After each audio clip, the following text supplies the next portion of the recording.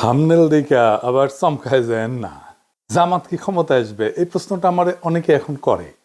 আমি সবাইরে উত্তর দিই, জামাত ক্ষমতায় যাওয়ার এক উজ্জ্বল সম্ভাবনা তৈরি হয়েছে, কিন্তু যাইতে পারবে কিনা এটা নির্ভর করবে একান্তভাবে জামাতের উপরে। আমার ব্যক্তিগতভাবে মনে হয়েছে জামাত হয়তো নিজেও মনে করতে পারতেছে না যে তারা ক্ষমতায় যেতে পারে। তাইলে কি করলে জামাত ক্ষমতায় যেতে পারে বা ক্ষমতায় যাওয়ার সম্ভাবনা আরো উজ্জ্বল হয়, সেটার আলাপ আজকে।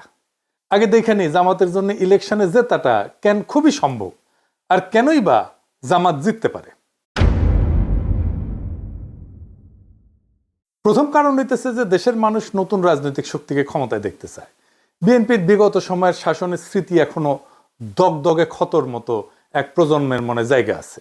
আইন শৃঙ্খলার অবনতি, ৬৪ জেলায় বোমা হামলা, বাংলা ভাইয়ের উত্থান, পরপর 5 বার দুর্নীতিতে চ্যাম্পিয়ন, আর 2001 সালে নির্বাচনের পরে তো হিন্দু সম্প্রদায়ের উপরে যে বিভৎস নির্যাতন চালাইছিল বিএনপি, ওইটার কথা নাই বলি। আজকে অনেক কিছুই বলি না, জাস্ট মায়া কইরা, কিন্তু মায়া করার সময় শেষ, বলতে হবে এখন সবই। এই সপ্তাহে একটা প্রজন্মের মনে জল জ্বলে। এছাড়াও বিএনপির রাষ্ট্র চালানোর অদক্ষতা ছিল প্রকাশ্য। ক্ষমতার একাধিক কেন্দ্র তৈরি হয়েছিল, তাইওয়ানে অফিস খুলতে দিছে বাণিজ্য মন্ত্রী, আর কেউ জানে না। বিএনপির আমলে এমপিদের দৌড়ানি দিল পাবলিকে। দুনিয়াতে পানি আর বিদ্যুৎ নিয়ে আন্দোলন হয়েছিল, একটা বিশাল বড় আন্দোলন। ওইটি আন্দোলন ঠেকাইতে গেছে সালাউদ্দিন এমপি, বিএনপির ওই এলাকায়। পাবলিকে দিছে দৌড়ানি, সে দৌড়ে যান বাঁচেছে। ওর নাম হয়েছিল দৌড় সালাউদ্দিন। এই সালাউদ্দিনের হিস্ট্রি জানেন? হ্যাঁ, জানেন না? ওই বিএনপির জামাই কোটার যে বুদ্ধিজীবী নিজের এলিট মনে করে, আর লিখেছে আমি নাকি বাঙ্গু এলিটদের ভ্যালিডেশন চাই। তো বিএনপির এলিট সালাউদ্দিন, দৌড় সালাউদ্দিন, এই এলিটে তো তার এমপি, তাই না? তো যেহেতু তার একটা আমলনামা দেখে আসেন, দৌড় সালাউদ্দিনের আমলনামা।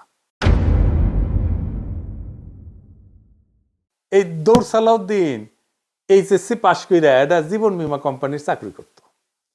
বীমা কোম্পানি একটা মাঠকর্মী ছিল, মানে ওই যে মানুষের দূরে যে তার ইন্স্যুরেন্স করাইতো, তারপর একটা কমিশন পাইতো। মুজিবও কিন্তু একই জিনিস ছিল আর কি। তো পরে চাকরি করা অবস্থায় একটা ট্রাক কিনে একটা রাশন ট্রাক না করলে, ওই যে ক্ষুদ্র ভাতরা আবার রেশন ট্রাক দেখতে চায়, রাশন ট্রাক না, এগুলা ঝরঝরা ট্রাক আর কি। এই ট্রাক দিয়ে ওর শ্যালক লুৎফর রহমানের একটা ইট ভাটা ছিল, ওই ইট ভাটায় মালামাল দিত আর কি। আর লুৎফর রহমান কে ছিল জানেন? শ্যামপুর ইউনিয়নের চেয়ারম্যান ছিল, আওয়ামী লীগের সভাপতি ছিল। তারপরে তো সে ড্যামরা, সায়দাবাদ, যাত্রাবাড়ি বাস টার্মিনাল এটার মাথা হয়ে দাঁড়ায়। একটা ট্রাকের মালিক আস্তে আস্তে আরো ট্রাক করতে করতে অঢেল সম্পত্তির মালিক হয়। আর ট্রাক ব্যবসার আলালে চলতে থাকে বাস টার্মিনালে চাঁদাবাজি। এর মধ্যে তার সাথে শ্রমিক দলের সখ্যতা গড়ে ওঠে। ধীরে ধীরে মূলধারার রাজনীতির সাথে তাকে সম্পৃক্ত করতে থাকে, আর 1991 বিএনপির টিকিট পেয়ে যায়। এই হইতেছে দৌড় সালাউদ্দিনের উত্থান কাহিনী, আমাদের জামাইকোটার বুদ্ধিজীবীর এলিট। জুরাইনের মাজার রোডের একটা সিএনজি ফিলিং স্টেশন আছে তার, ওই মাজার শরীফের জমি দখল কইরা ওই ফিলিং স্টেশন করেছে দৌড় সালাউদ্দিন। একটা পত্রিকাও কিনেছিল দেশ জনতার নামে। তো শ্যালক যেহেতু আওয়ামী লীগে, তার তেমন কোনো অসুবিধা হয়নি, একবার বোধহয় জেলে নিয়ে গেছিল। তো বিএনপির জামাইকোটার বুদ্ধিজীবীর কাছে তো এইচএসসি পাস চান্দাবাজ দৌড় সালাউদ্দিন হইতেছে এলিট, আর এইসব এলিটদের ইন্টেলেকচুয়াল ল্যাটেল হইতেছে এই জামাইকোটার বুদ্ধিজীবী। লজ্জা লাগে না? হ্যাঁ, যাই হোক, বিএনপির মেলা স্বীকৃতি আছে, আস্তে আস্তে আসবে আর কি। এই বিএনপি কি কম লুটপাট করেছে তার শাসন আমলে? তো এখন এই যে ইকোনমির অবস্থা দেখিচ্ছেন, দেশের এটা বিন্দু মাত্র লুটপাট সহ্য করার ক্ষমতা নাই। দেশটা ধ্বংস হয়ে যাবে, রাষ্ট্র নাই হয়ে যাবে লুটপাট হইলে। প্রফেসর ইউনূস লুটপাট বন্ধ করেছে, লুটপাট হয় না, রিজার্ভ কিন্তু বাড়িচ্ছে, কিন্তু ইকোনমি রিকভার করে নাই। এর উপরে যদি লুটপাট শুরু হয় তাহলে দেশ নিজেই জয় বাংলা হয়ে যাবে, এটা পাবলিক বুঝে। সেই জন্যই তারা চায় দেশে যেন দুর্নীতি আর না হয়। এই যে র্যাব কারা বানাইছিল জানেন? বিএনপি বানাইছিল কেন জানেন? নিজের দলের গুন্ডাদের নিয়ন্ত্রণ করতে পারতেছিল না, র্যাব কইরা মারিছিল এই গুন্ডাদের। নারায়ণগঞ্জে ডেভিড বইলে এক বিএনপির নেতা ছিল, মমিনুল্লাহ ডেভিড। শামীম ওসমান তার কাছে দুগ্ধপোষ্য শিশু, নস্যি ছিল, তারে মারে র্যাব ক্রসফায়ারে। ভালো ক্রিকেট খেলতো কিন্তু ওই ডেভি, কিন্তু হয়ে আউট ছিল শীর্ষ সন্ত্রাসী। সেনাবাহিনীর যে সিভিল ইস্যু সামলাতে নামানো যায় না, এই কমন সেন্স বিএনপির নেতাদের ছিল না, একজনেরও ছিল না।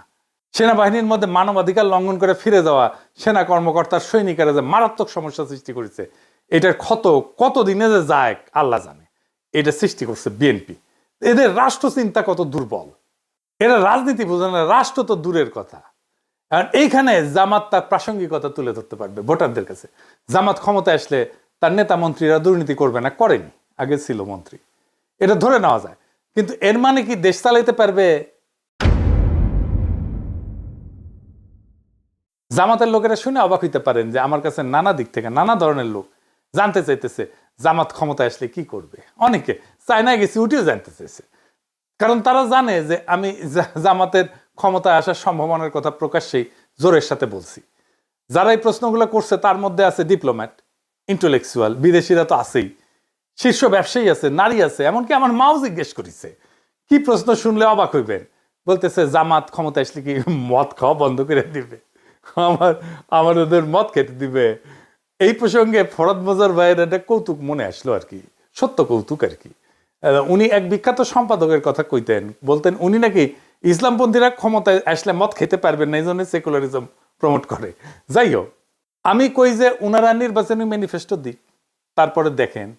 কয় না না দিতে হবে না, মৌলানা মতিউর রহমান নিজামী মদ নিয়ে জাতীয় সংসদে একটা মতামত দিছিল, আমাকে আবার ইনবক্সে পেঠে দিছে এই ভিডিওটা, শুনেন। এটা খুব মূল্যবান আলোচনা করেছেন উনি, শুনেন। মদ আল্লাহ তাআলা হারাম করেছেন, এটা কিয়ামত পর্যন্ত হারাম থাকবে। সারা দুনিয়ার সকল মানুষও যদি জায়েজ বলে, হালাল বলে, তবুও এটা হারাম থাকবে।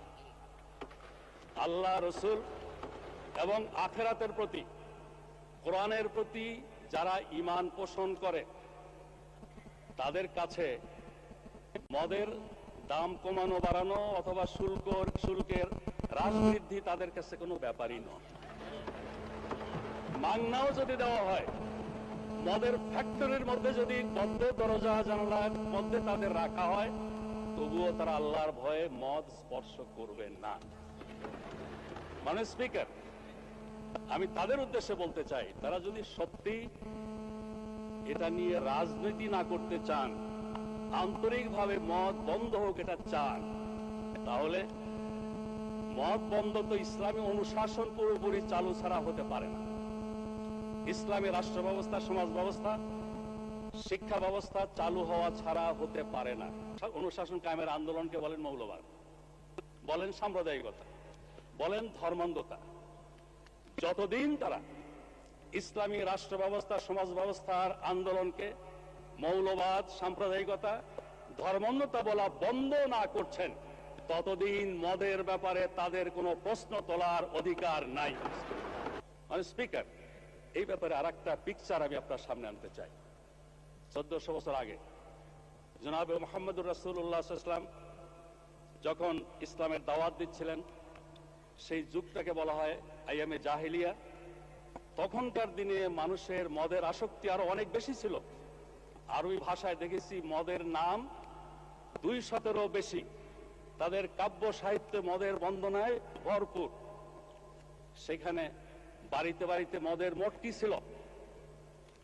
আমেরিকার মতো এরকম প্রচার মিডিয়া ছিল না মোটিভেশনের জন্য, কিন্তু ইমানি শক্তি, আল্লাহ, রসুল, আখিরাতের প্রতি বিশ্বাস এমন একটা শক্তি, এই শক্তির বলে সেদিন পর্যায়ক্রমে মানুষকে তৈরি করে নিয়ে যে মদ নিষিদ্ধ করা হয়েছিল, আজকেও মুসলিম বিশ্বের সংখ্যাগরিষ্ঠ মানুষ আইনের কারণে নয়, আল্লাহর ভয়ে মদ থেকে দূরে থাকে।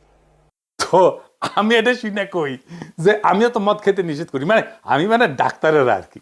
তো ওনারা কয় না না, ডাক্তাররা নিষেধ করলে সেটা অন্য কথা, কিন্তু মদ খেতে দিতে হবে।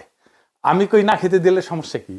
ওনারা বলেন যারা মদ খায় তারা তো এলিট, তারা ইকোনমি মেনটেন করে। তা আমি কইলাম না না না, এই যে বিএনপির জামাই কোটা বুদ্ধিজীবী, সে তো এলিট, সে তো মদ খায় না। তো এই প্রসঙ্গে একটা ইন্টারেস্টিং কৌতুকের কথা মনে আসলো, বিএনপি প্রসঙ্গে আর কি, মদ খাওয়া প্রসঙ্গে। জাদু মিয়া ছিলেন না, মশিউর রহমান জাদু মিয়া, ন্যাপ করতেন। তো বিএনপি তো ন্যাপ মুসলিম লীগ আর সুটকা সাটকা আওয়ামী লীগ মিলে তো বিএনপি তৈরি। তো উনি মশিউর রহমান জাদু মিয়া পরে বিএনপি প্রতিষ্ঠাতাদের একজন ছিলেন আর কি। কথিত আছে যে মশিউর রহমান জাদু মিয়া এই অগ্নিজল পান করার অভ্যাস ছিল আর কি। তো ভাষা নিয়ে বক্তৃতা দিচ্ছেন, পাশে জাদু মিয়া বসে আছে।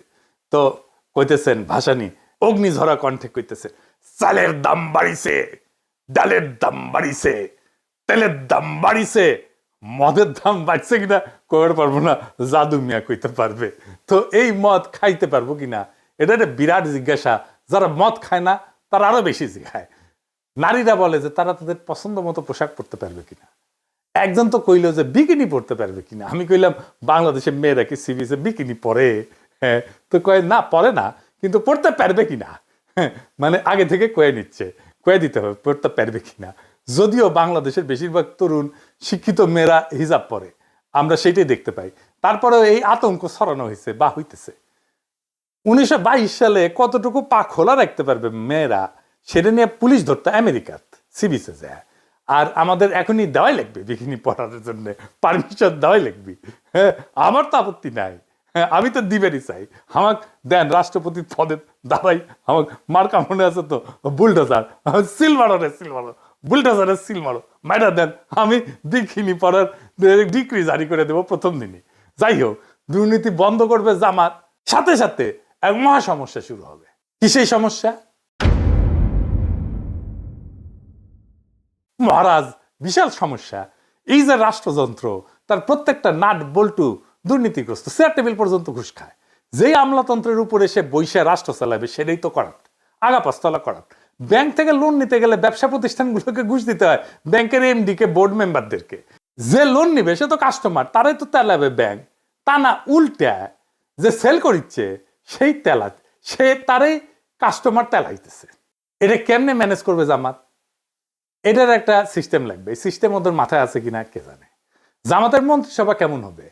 নারী মন্ত্রী থাকবে কিনা, কয়জন থাকবে? জামাতের সুরাতেও তো নারী সদস্য নয়। জামাতের কিন্তু একটা আলাদা নারী সংগঠন আছে যার নাম হচ্ছে বাংলাদেশ মহিলা জামাত ইসলাম। তো এটা 1970-এর দিকে এটা গঠিত হয়েছে। তো মহিলা জামাত দলীয়ভাবে আলাদা সংগঠন, কিন্তু কেন্দ্রীয়ভাবে জামাতের নেতৃত্বাধীন। তার মানে তাদের নিজস্ব আমিরা বা সভাপতি থাকেন, কিন্তু দলীয় নীতিগত সিদ্ধান্তের চূড়ান্ত কর্তৃত্ব পুরুষ নেতৃত্বের হাতে। তার মানে সিদ্ধান্ত গ্রহণের নারীদের সরাসরি অংশগ্রহণ নাই জামাতের। এটার একটা ফয়সালা দিতে হবে জামাতকে। কেমনে? এটা পরে আমি কিঞ্চিত একটা হিন্টস দেব। এর পরের ইস্যুটা জামাতের ঐতিহাসিক রাজনৈতিক ভুল নিয়ে। আমি আগেও বলছি, এখনো বলি, জামাতের রাজনৈতিক ভুলগুলা কেন হয়েছে তার কোনো গ্রহণযোগ্য ব্যাখ্যা দাঁড় করাতে পারে না জামাত। সেই পাকিস্তান সৃষ্টির আন্দোলনে জিন্নার বিরোধিতা, জমিদারি উচ্ছেদের বিরোধিতা করা, 1971-এ স্বাধীন বাংলাদেশের অভ্যুদয়ের বিরোধিতা করা, এটা কোনো গ্রহণযোগ্য ব্যাখ্যা দাঁড় করাতে পারে নাই জামাত। হাসিনার মতো বললে হবে না যে অতীতের ভুল ত্রুটি ক্ষমা সুন্দর দৃষ্টিতে দেখিয়া আওয়ামী লীগকে একবার দেশ সেবার সুযোগ দিন, এটা কইলে হবে না। ফিলোসফিক্যালি আর একটা সমস্যা আছে জামাতে। সেটা কি? ফিলোসফিক্যালি জামাতের রাজনৈতিক দর্শন দাঁড়ায় আছে মাওলানা মওদুদির উপরে। মাওলানা মওদুদি একজন দুর্দান্ত মেধাবী পলিটিক্যাল থিঙ্কার এবং ফিলোসফার, কিন্তু উনি তো সমাজতন্ত্রের পতন দেখে যাননি, উনি তো ওয়ার অন টেরর দেখেন নাই, উনি তো সারা দুনিয়া জুড়ে ইসলাম বিদ্বেষ দেখেন নাই, উনি তো ইসলাম কোপানো দেখেন নাই, উনি ডেমোক্রেসির সংকট দেখেন নাই, সোশ্যাল মিডিয়ার পাওয়ার দেখেন নাই, আর্টিফিশিয়াল ইন্টেলিজেন্স দেখেন নাই। তাই ওনার চিন্তার একটা রিভিউ দরকার আছে, নতুন দিনের মতো করে সাজানোর দরকার আছে। সেটা কি করছে জামাত? করে নাই। আমরা কেউ কেউ বলছেন জামাতের মন্ত্রিসভা কেমন হবে, কারা জামাতের ফেস হইয়া সাধারণ মানুষের দুনিয়ার সাথে ডিল করবে। ডাক্তার শফিক সাহেব কি ডিল করবে? মানে হাসিনা নেতা হইতে পারবে কিন্তু ডাক্তার শফিক হইতে পারবে না, যেহেতু ওনার মুখে দাঁড়িয়ে আছে আর মাথার টুপি আছে। পাবলিকে ভোট দিলেও পারবে না, ডেমোক্রেটিক্যালি একটা ইলেকশনে জিতে আসলেও পারবে না। মজা আর কি। আর একটা ইস্যু হইতেছে যে কেউ কেউ মনে করতেছে জামাত আসলে একটা অ্যান্টি হিন্দু রাজনীতি করবে। এই ইস্যুটারে জামাত বুদ্ধিমত্তার সাথে মোকাবেলা করতে পারে না, এখনো পারতেছে না। সে হিন্দু সম্প্রদায়ের সাথে এনগেজ কিভাবে হইতে হবে সেটা ধরতে পারে না। একবার জামাতের হিন্দু শাখা করে এইভাবে, আর একবার গোবিন্দ প্রামাণিকের হাত ধরে। আপনারা এখানে এসেছেন জামাতুল ইসলামের ডাকে। জামাতুল ইসলাম শুধুমাত্র একটা রাজনৈতিক দল নয়, এটা একটা ইউনিভার্সাল ইউনিভার্সিটি। আপনারা এখানে আসেন, শিক্ষা লাভ করেন, নীতি শিক্ষা নেন, আদর্শ শিক্ষা নেন, এবং কিভাবে ধর্ম অনুযায়ী দেশ নিজের জীবন পরিচালনা করা যায় আপনারা সেই শিক্ষা লাভ করেন। তো জামাত না মাঝে মাঝে গোবিন্দ প্রামাণিকের হাত ধরে ওই গাওয়া শুরু করে, আমার হাত ধরে তুমি নিয়ে চলো সখা, আমি তো পথ চিনি না, কইয়া মারের দৌড়। যে অখণ্ড ভারতের সৈনিক RSS এর পান্ডা গোবিন্দ প্রামাণিকের হাত ধরে। এটা ইসলামী দলের হিন্দু শাখা হইতে পারে না, ফুল স্টপ। কাঁঠালের আম সত্য হয় না রে ভাই। এই সিম্পল জিনিসটা জামাত না বুঝলে কেমনে হবে? তাহলে কি করবে সে, কিভাবে এনগেজ হবে হিন্দু সম্প্রদায়ের সাথে? আমি বলবো কোনো কিছু করার আগে একটা ইন্ডিপেন্ডেন্ট রিসার্চ অর্গানাইজেশন দিয়া হিন্দু বৌদ্ধ সম্প্রদায়ের মধ্যে, মানে মাইনরিটিদের মধ্যে জামাতের প্রতি নেট ট্রাস্ট স্কোর মাপা। এটাই হবে জামাতের হিন্দু সম্প্রদায়ের মধ্যে গ্রহণযোগ্যতার মাপকাঠি। এখন এই নেট ট্রাস্ট স্কোর এই জিনিসটা কি আসেন এটা বুঝে দেখি। এটা একটা সহজ মাপ, মানে মানুষ জামাত ইসলামকে কতটা বিশ্বাস করে আর কতটা অবিশ্বাস করে তার পার্থক্য কিভাবে মাপা যায়। ধরা যাক 100 জন হিন্দু বা মাইনরিটি নাগরিককে জিজ্ঞেস করা হইলো, আপনি কি মনে করেন যে জামাত এখন সংখ্যালঘুদের নিরাপত্তা এবং মর্যাদা রক্ষা করতে চায়? তাদের উত্তরে যদি 50 জন বলে হ্যাঁ বিশ্বাস করি, 30 জন বলে না অবিশ্বাস করি, 20 জন যদি নিরপেক্ষ থাকে, তাইলে হিসাবটা হচ্ছে নেট ট্রাস্ট স্কোর হবে 50 - 30 = 20। অর্থাৎ নেট ট্রাস্ট স্কোর হচ্ছে +20। মানে মানুষ এখন মোটামুটি বিশ্বাস করতে শুরু করছে। যদি উল্টাটা হয়, মানে 30% বিশ্বাস করে আর 50% যদি অবিশ্বাস করে, তাহলে স্কোর হবে কত? 30 - 50 মানে -20। মানে মানুষের এখনো সন্দেহ আছে। এইটার গুরুত্ব হইতেছে স্কোর দিয়ে বোঝা যায় যে হিন্দু সম্প্রদায়ের মধ্যে জামাতের প্রতি আস্থা বাড়তেছে না কমতেছে, কোন জেলায় কাজ ভালো হইতেছে, কোন ধরনের কাজ করলে মানুষ সত্যিকারের বিশ্বাস পাইতে শুরু করবে। সহজ ভাষায় বললে নেট ট্রাস্ট স্কোর হইতেছে জামাতের প্রতি মানুষের মনোভাবের তাপমাত্রা। গরম মানে আস্থা, ঠান্ডা মানে অবিশ্বাস। সোজা চালায় বুঝে গেলেন, তাই না? এইটা জামাত প্রত্যেক 6 মাস পর পর মাপবে আর ফলাফল প্রকাশ করবে। এইটা কিন্তু আন্তর্জাতিক মহলেও তার বিশ্বাসযোগ্যতা বাড়াবে, গ্রহণযোগ্যতা বাড়াবে। এখন কাজ কি নিবে গোবিন্দ প্রামাণিককে তো দেখতে পারবে না, তাই না? কি কি সলিড কাজ নিবে আসেন সেটা একটু বুঝে দেখি। প্রথমে জামাতকে একটা মাইনরিটি চার্টার ঘোষণা করতে। এই মাইনরিটি চার্টার মানে হইতেছে এক ধরনের প্রতিশ্রুতি বা শপথনামা, যেখানে জামাত ইসলাম প্রকাশ্যে বলে দেবে তারা এখানে ধর্ম দেখে না, ন্যায় মানবিকতা দেখে রাজনীতি করবে। এই চার্টারে বলা থাকবে দেশের হিন্দু বৌদ্ধ খ্রিস্টান সহ সব নাগরিকদের নিরাপত্তা, সম্মান আর সমান সুযোগ নিশ্চিত করা জামাত নৈতিক দায়িত্ব বলে মনে করে। প্রথমে বলা হবে যে সবাই নিজের ধর্ম পালন করতে পারবে কোনো ভয় বা বাধা ছাড়াই। কেউ কাউকে ধর্মান্তরিত করার চেষ্টা করবে না। মন্দির, গির্জা বা অন্য উপাসনালয়ে নিরাপত্তা নিশ্চিত করতে জামাত নিজের লোকজন দিয়ে প্রয়োজনে সহায়তা করবে। কোথাও সহিংসতা বা দখলবাজি হলে দলের পক্ষ থেকে প্রকাশ্যে নিন্দা জানানো হবে এবং অপরাধী জামাতেরই হোক বা অন্য কেউ হোক তার বিরুদ্ধে ব্যবস্থা নেওয়া হবে। চার্টারে এটাও বলা থাকবে যে চাকরি, শিক্ষা, সরকারি সুযোগ এটাতে কারো ধর্ম কোনো বাধা হবে না। জামাত পরিচালিত কোনো স্কুল, কলেজ, শিক্ষা প্রতিষ্ঠান বা প্রতিষ্ঠানে হিন্দু বা অন্য ধর্মের মানুষ সমান সুযোগ পাবে। ভূমি বা সম্পত্তি দখল বা জবরদখল হলে ন্যায় বিচারের জন্য আইনি সহায়তা দেওয়া হবে। নারী এবং তরুণদের অংশগ্রহণে গুরুত্ব দেওয়া হবে। হিন্দু মেয়েরা চাইলে জামাতের সামাজিক শিক্ষা কার্যক্রমে যুক্ত হতে পারবে। সবশেষে একটা স্পষ্ট প্রতিশ্রুতি থাকবে, জামাত শুধু ইসলাম রক্ষা না, জামাত ন্যায় রক্ষার রাজনীতি করে। সংখ্যালঘু নাগরিকদের মর্যাদা রক্ষা করাটা ইসলামের আসল শিক্ষা, এই কথাটা তারা প্রকাশ্যে বলবে। এই চার্টার গুরুত্বপূর্ণ কারণ এটা দেখাবে যে জামাত বদলাইছে। এটা হিন্দু সম্প্রদায়ের মধ্যে আস্থা ফিরিয়ে আনবে এবং আন্তর্জাতিক মহলে ইতিবাচক ভাবমূর্তি তৈরি করবে। আর বাংলাদেশে ন্যায়ের রাজনীতির একটা নতুন ভাষা দিবে। সংক্ষেপে মাইনরিটি রাইটস চার্টার হইতেছে জামাতের বিশ্বাস ফেরানোর অঙ্গীকারপত্র, যেখানে তারা বলে সব নাগরিকই আমাদের, কেউ সংখ্যালঘু না। এইরকম একটা চার্টার নারীদের জন্য করা যায়। আর হ্যাঁ, এলিটদের জন্য মদ খাওয়ার জন্য কি করবে এটা জামাত নিজেরা বুঝে দেখুক, যেন সমস্ত সমাজে নেট ট্রাস্ট বাড়তে থাকে জামাতের প্রতি। এখন জামাত আসলে হিন্দু সম্প্রদায়ের সাথে কিভাবে এনগেজ হবে? যদি জামাত ইসলাম সত্যি হিন্দু কমিউনিটির সাথে অর্থভাবে এবং রাজনৈতিকভাবে ফলপ্রসূ এনগেজমেন্ট করতে চায়, তবে পুরানো সহাবস্থান বা ধর্মীয় সহনশীলতার কথা বললে কাজ হবে না।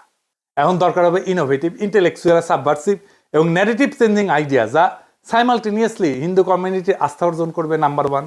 নাম্বার 2, জামাতের আদর্শের মধ্যে থিওলজিক্যাল কনসিস্টেন্সি রাখবে। 3 নাম্বার হইতেছে রাজনৈতিকভাবে আন্তর্জাতিক গ্রহণযোগ্যতা তৈরি করবে। আমি কয়েকটা ইনোভেটিভ আইডিয়া দিতেছি, এগুলোই সব না বা এগুলোই যে চূড়ান্ত তাও না, এগুলো চিন্তা করা যাইতে পারে, আমি আইডিয়া হিসাবে দিতেছি। এগুলো আমার মতে বাস্তবে প্রয়োগযোগ্য এবং কৌশলগতভাবে গেম চেঞ্জার হইতে পারে। আর হিন্দু সম্প্রদায়ের সাথে পলিটিক্যালি জামাত যুক্ত হইতে পারবে। নাম্বার 1, কমন গুড পলিটিক্স বা ইসলামিক ভাষায় নাগরিক সংহতি।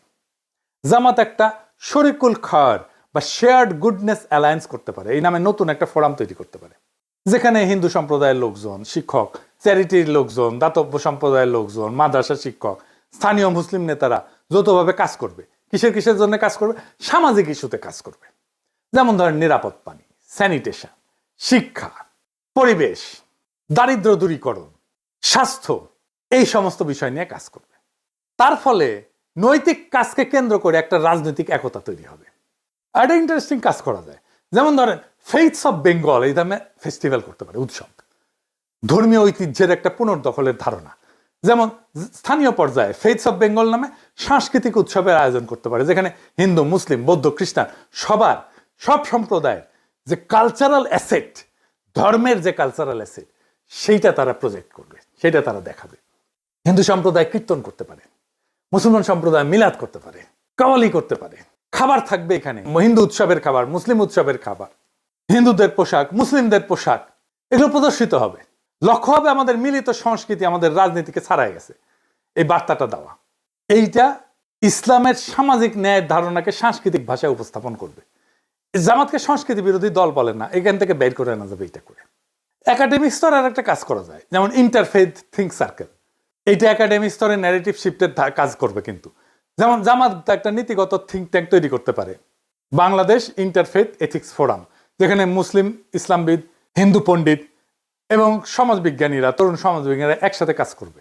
যেখানে বিষয় কি হবে, যেমন নাগরিক ন্যায়, সামাজিক ন্যায়ের ধারণা, ইনসাফের ধারণা, বহুত্ববাদ, নৈতিক রাজনীতি, এই বিষয়গুলো নিয়ে তারা কাজ করবে, গবেষণা করবে।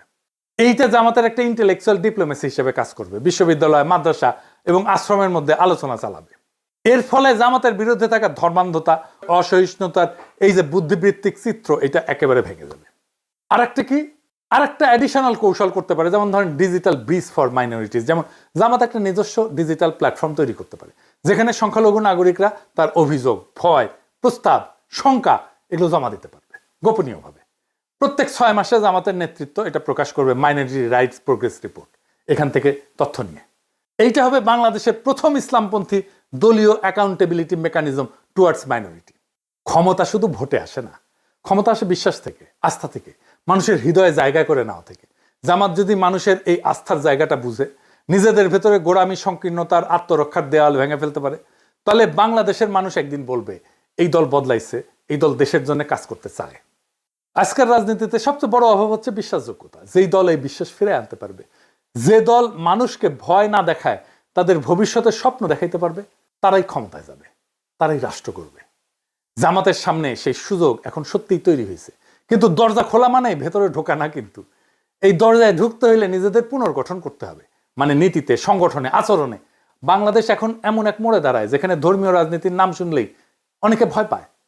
যদি জামাত সেই ভয়কে ভাঙতে পারে, যদি তারা দেখাতে পারে ধর্ম মানে বিভাজন না, ধর্ম মানে ন্যায়, ধর্ম মানে ইনসাফ, ধর্ম মানে ঐক্য, বহুত্বের মধ্যে ঐক্য, তাহলে একদিন তারা শুধু নির্বাচনে না, মানুষের হৃদয়ে জয়ী হবে।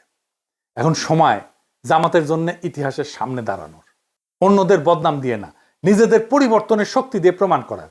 বাংলাদেশে এখন ন্যায়ের রাজনীতি এখনো সম্ভব, ইনসাফের রাজনীতি এখনো সম্ভব। আর সেই রাজনীতি ইসলামের আলো থেকেই জন্ম নিতে পারে। ইনকিলাব জিন্দাবাদ।